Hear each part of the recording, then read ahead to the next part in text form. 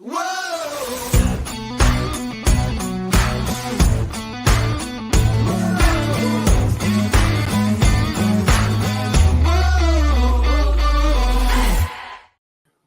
to the What's Our Verdict podcast, where we fashion ourselves television judge and jury. My name is JJ Crowder. I'm here with my co-host, Alec Burgess. Let's get it. We appreciate you tuning in. Go ahead, hit that follow, subscribe, like, bell notification buttons. Tell a friend about us, and tell a washed-up superhero wrangler about us. Don't tell them about this Pacific episode, though. Yeah, that's probably pretty... Yeah, I don't know that they'd appreciate the shit we'll probably say here in a minute, but send them somewhere else. Send them to a different episode. But we appreciate you guys tuning in for our live, or if you're listening, watching after the fact, we appreciate that too. We're here to talk about. So we've been traveling, both of us, for work because we don't make any money off this shit, so we have real jobs, and so we both. I mean, real jobs. Yeah, I suppose that's relative. There's right? air quotes in there. Yeah, that's it's all up to perception. But we have day jobs. How about that? There we go. I like that. And we've both been traveling, so it just hasn't worked out that we've been able to do our lives. And that's probably okay because it would probably have been a lot of the same that we did the first. Well, based on what we just watched, we should just kept traveling, JJ. I'm telling you. So yeah, we're here to talk about Secret Invasion episodes 4, 5, and 6. And I don't know. Like, here's the problem. So I was in Chicago when 4 came out. We did 3 while you were traveling the first time. Yeah. I was traveling to Chicago when 4 came out, and I didn't get home in time to be able to do it. And then I was traveling 5 and had no way to break off and record. And I laughed because I got back and we were texting. I was like, you know what? It's just ironic that we can't do 4 because it was the best up until that point. And I still think it was the best episode of the series. Yes, it peaked at episode 4. Yeah, episode 4 was good. I enjoyed episode 4. I thought it was intriguing. I thought it was intense. Bit of drama, a bit of action, had a little bit of everything. Yeah, and it was like, there was some consequence to the episode, even though like this is like a 30-year friendship, and it like ends with Talos dying, and it was like nothing. Like it was so unceremonious. Over. Yeah, it was just like, oh, Talos is dead. I'm like, hold on, bummer. This is like the guy that like represented you while you were up in space for 3 years or whatever it's been. I was like, oh my god, whatever. But yeah, I mean, it was good. And then we went back to like, I don't know. 5 wasn't like terrible. No. Like episode 5. It was a step down from 4, which was a disappointment. Sure. But you still had that kind of intrigue going back and forth. We get a, sneak peek of, prime Nick Fury coming through. Yeah. Sonya has some great moments. That's fair. Right, but you still have this kind of like underlying theme that, we're getting movement, we're getting progress. And then they just took a big steaming dog shit on episode 6. Yeah, that's fair.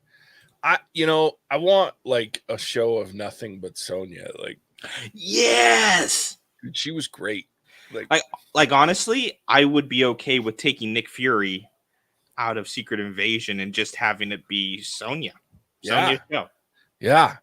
Like having him be like talking, he's up in space or whatever. Yeah. And then like they're coordinating together, but she's running the show. Yeah, it should have been her show. Because she stole the show. She wasn't even on it that much, but every time she's on screen, it's great. Yeah. Like it was fantastic. Like just how snarky and nonchalant she was. We don't have an official policy on Skrull. Yeah. Oh, man. So there's nobody to tell me what exactly to do. Yeah. It was so great. So great. Well, it's like who I wasn't talking to you. He's the one with the silencer up against the base of your skull. Oh, God. Yeah, it was good stuff. She was the highlight of the show for sure. So I was, but Okay, before I start really taking a steamy dump on this, like Oh, excellent. This is what I've been waiting for. before I do, I want to say, as a whole, like if you look at all 6 episodes, the show wasn't terrible, but it also wasn't great. Like it was just whatever. It was an interesting show for 6 episodes. We had 6 weeks of decent television, 5 weeks of decent television. Okay, 4 weeks of decent television, 1 week of great television, and 1 week of terrible television. Because episode 6 was awful. Like it was so pointless. Like I saw everything coming from a mile away.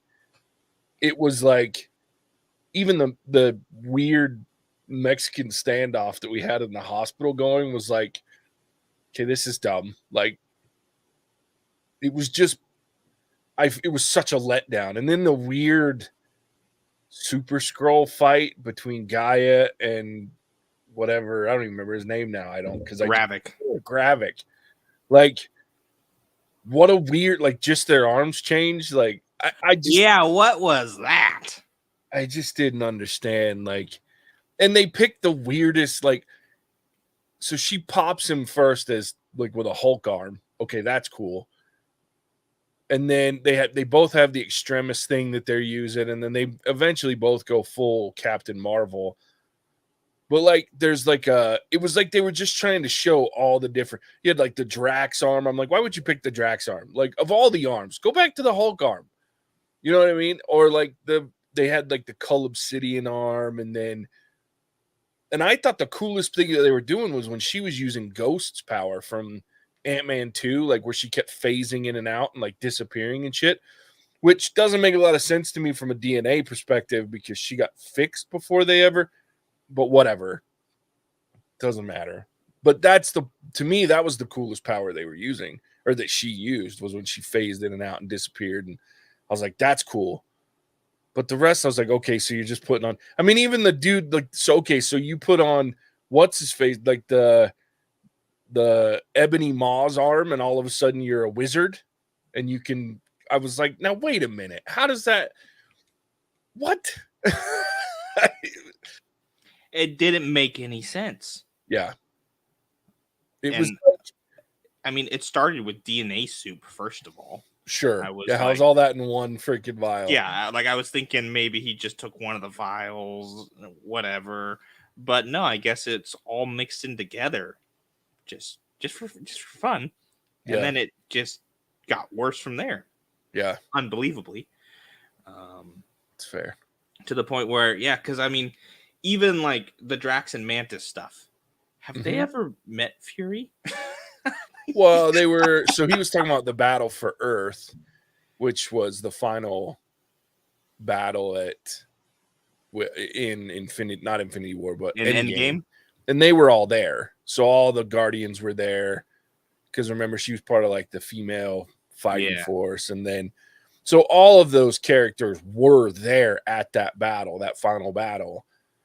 But I was just like, I don't know. It was just weird. Like it was just weird. Like one at a time. Like I would have been more impressed. Like when they first come out of the machine and Gravik's like all hulked out. Like I was like, okay, that's cool. Yeah. And then the fact that he could turn on like the Groot thing I was okay with that. But as soon as it started going into all these weird arms, and then like you said, like the mantis antennae come out, I'm like, it just doesn't. It looks weird. It doesn't look cool. It looks weird. You should have had him been like, okay, so Gravik turns into the Hulk, and then she turns into a scroll that has like the Cull Obsidian skin, right? Or you have the stone skin, all, but it should have been all one thing, and they're kind of like trying to best each other. And then I thought it would have been better if they had just ended up at the end fighting as Captain Marvels. You know what I mean? Without all the extra shit. It just was too much. It was like superhero overload, and not in a good way. I just thought it was a waste. Oh, completely. And then I think they also suffered from a little bit of that, unstoppable bad guy syndrome Sure. that then turns into the biggest weakling ever. as soon as it's time for the final boss fight. Yeah. Because not even 10 minutes before this goes down, we see Gravik absolutely clean house on his little rebellion has to go through, and then he just gets his shit kicked around by Gaia for the entire boss fight. It's like make him win for part of it, right? Yeah. Aside from the one Hulk kick he gets in, have him win the fight or win part of the fight, and then have Gaia kick his shit around. Yeah. But you build up this villain to be this great, unstoppable force, and then just turn it down all the way to 0. Yeah. Turn down to easy difficulty. Easy mode. Yeah. To wrap Is up the this fight. easy mode? Oh God. And it's something that Marvel has done quite a bit.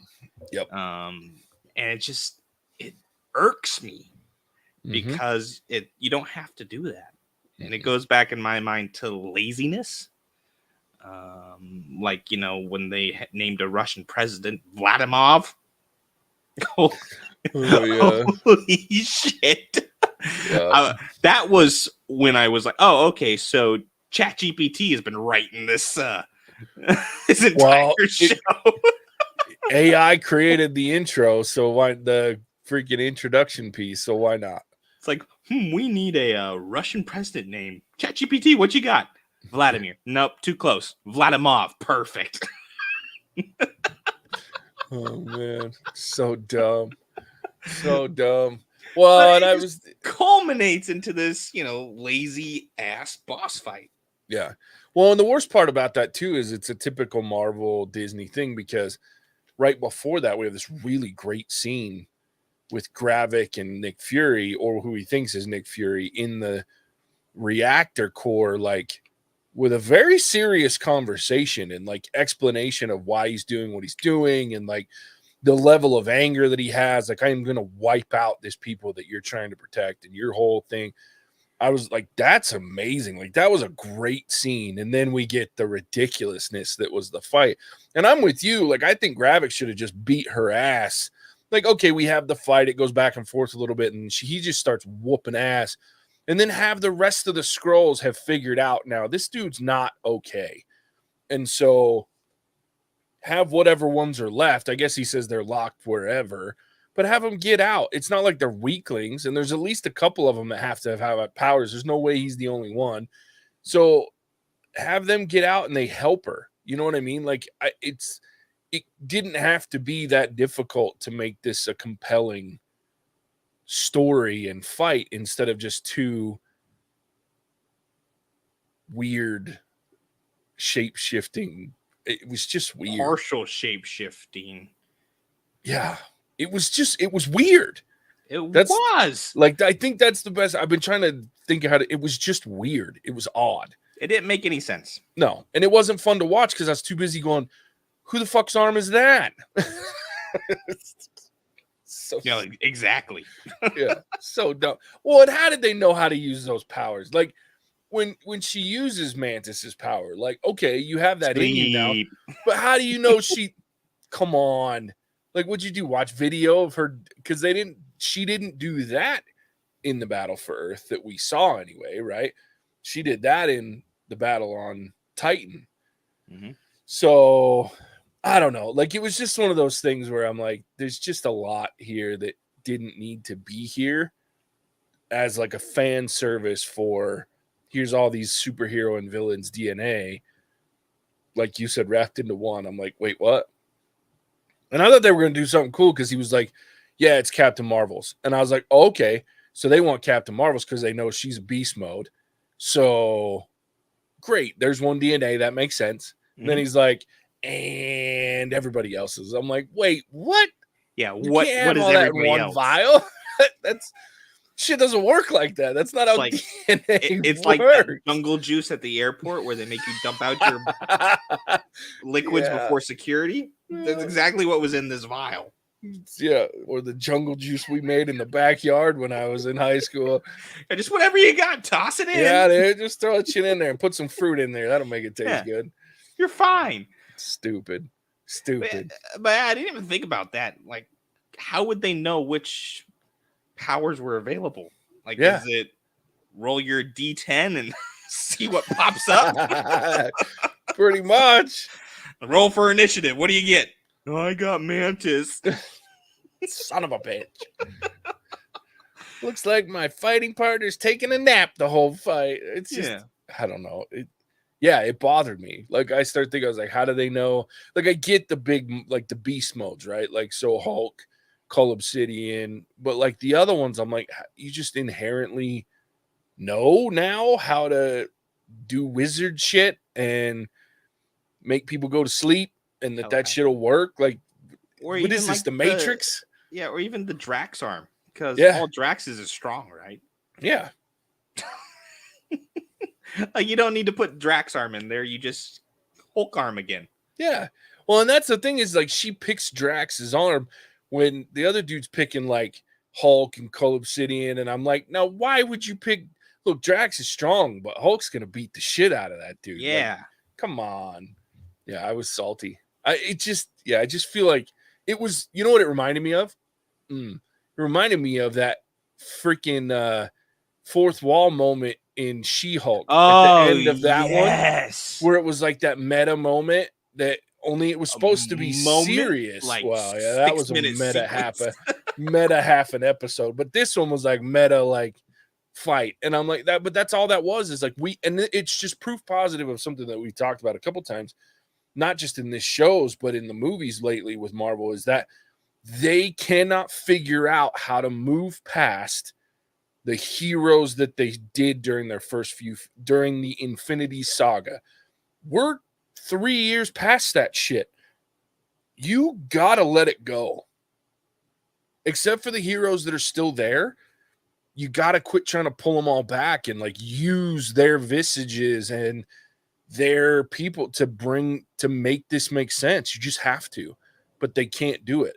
They just keep bringing them back, and it's like, they just don't know what the fuck to do right now. They're losing themselves, and it's annoying.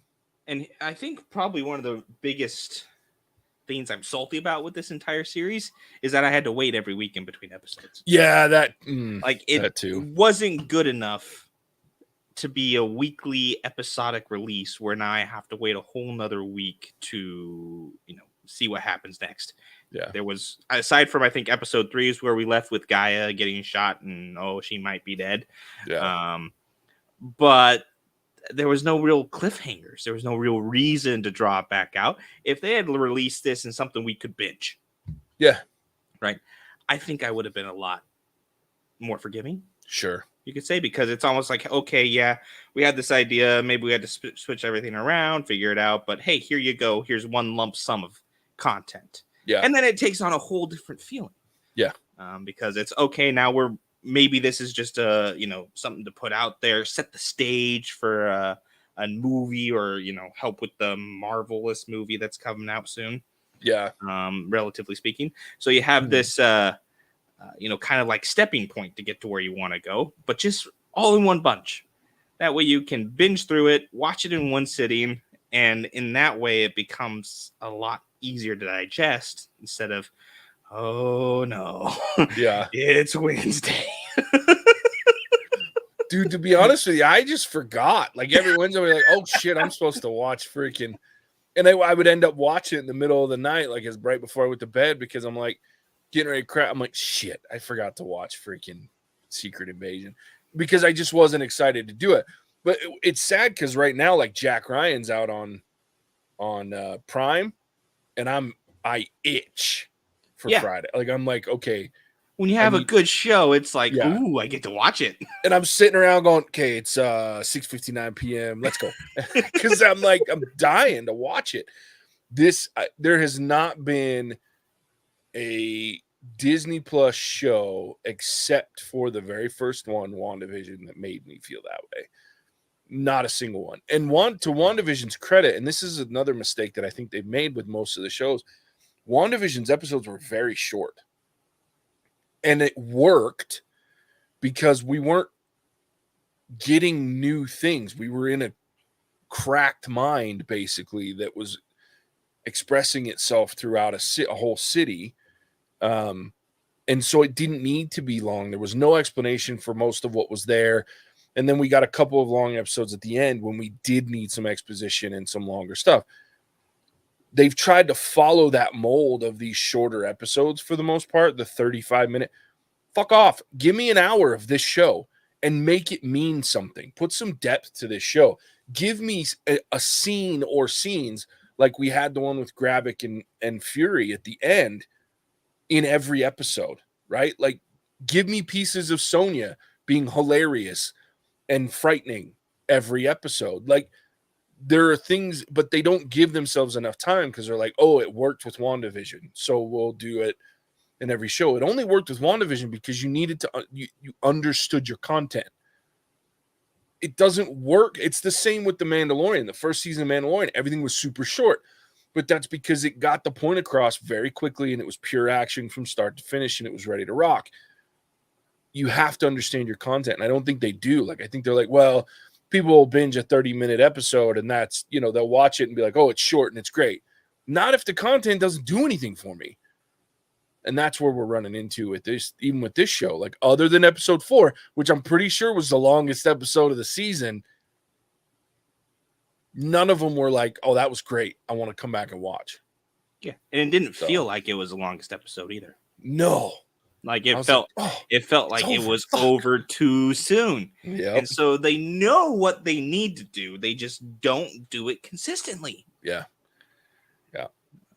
And it's been like, at this point, 4 too many.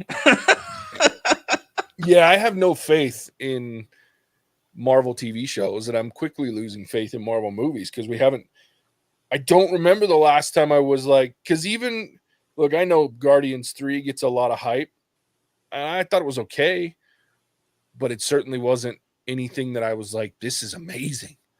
The last time I felt like I walked away from a Marvel movie going, that was dope as fuck, I think was Shang-Chi. And I don't even remember. There might have been one later, but I couldn't tell you what it is, which means it wasn't that great. So Marvel's losing their luster. Of course, we've been saying that for a while, but yeah, Javier will be having a field day right now. Oh, yeah. It's a good thing he doesn't listen. I'd never live that shit down. Like, fine. It took you like 7 years, 20 years to get here, but you'd be right. It sucks. It's funny. I got nothing. We've already talked way too much about it. There was nothing. We didn't even talk about specifics. I don't even think we talked anything about 5 except for the end where friggin'. I will say that 5 was cool when Gaia and I can't think of her scroll name, but yeah, Farah, whatever it was, Fury's wife. Their fight scene in the house was cool. That was fun. I want one of those backpacks. That shit was dope. Guns and bulletproof. I was like, okay, that's what you need. Sign me up. That's what you call a go bag. Like, right. So yeah, and I liked her, that actress, that character. She was cool. She had some pretty poignant moments along with, and I like Samuel Jackson, but I just think the story and where it went just wasn't compelling enough. It was also a little bit jarring to have like, oh, Nick Fury's past his prime. He's lost his touch for 3.5, almost 4 episodes. And then all of a sudden it's, oh, just kidding. Yeah. We're back to prime Fury. Yeah. All of a sudden he just flipped a switch and he's good to go again. All it took was Talos dying. Yeah. Talos dying and him being blamed for Maria Hill. Like, that's it. Yeah. And all of a sudden he's back and ready to go. And it's like, that was jarring and a bit weird. Yeah, it was a little weird. I will give them credit before we finish this, though. They did good with the kissing scene at the end. I was like, oh, God, she's CGI and they're going to kiss. It's going to look terrible. But they hid the mouths almost every time until the very end when it was like, just a little peck, so it didn't need to be weird. But I was like, okay, that's smart. You're learning. Way to go. Can't do mouths. That's a dumb thing for me to praise, but that's all I got. That just lets you know how sad this was. Yeah. All right. I'm done with this show. I can't say that we're going to do any more lives on Marvel shows for a while until they figure it back out again. But until they give us something worth doing. Jeez. yeah. But we do have here next month coming, I think end of August, 23rd, I think, is when Ahsoka comes out. And I've heard good things. Great, but I mean, it's gonna suck. Yeah. Yeah, I know. We'll see. I have faith. I'm holding on to faith because it's the showrunner is my guy, and that's So we'll see. Filoni has yet to let me down. As long as he's in charge, he has yet to let me down. So I'm gonna hold on to that faith in Dave Filoni. So there it is. All right, Alec, tell everybody where they can find us if they're not watching us live. Happy to. Thank you for tuning in to our marathon live for Marvel Secret Invasion. Odd because this has been our shortest episode so far. If you haven't already seen it, guess what? You can skip it. It adds quite literally nothing to the greater Marvel universe. If you are a new listener or a longtime fan of the podcast, we are sorry that you had to listen to this. We have better content out there. I promise, guys. Check out the YouTube channel where you can find movies that go all the way back to the very beginning of the podcast. That's some good primo content right there. I recommend Free Guy recording for a lot of great laughs. It was a good one. But moving on from this shit show, episodes like this are made possible by our wonderful patron, Chat Ginge PT. We appreciate you, my good sir. With that, I will kick it back to the Mauling Monarch, the Wazir of WAP, a JJ. That's right. That's right. Chat Ginge PT. That is the hardest one he's ever had to say. But we appreciate old Charles. That was rough. A lot of things that can go wrong in there. Yeah, that one's a tough one. There it is. Yeah, we appreciate it. Thanks for tuning in. We'll catch you on the next one. Hasta la vista, baby. Cinemagic out. Bye.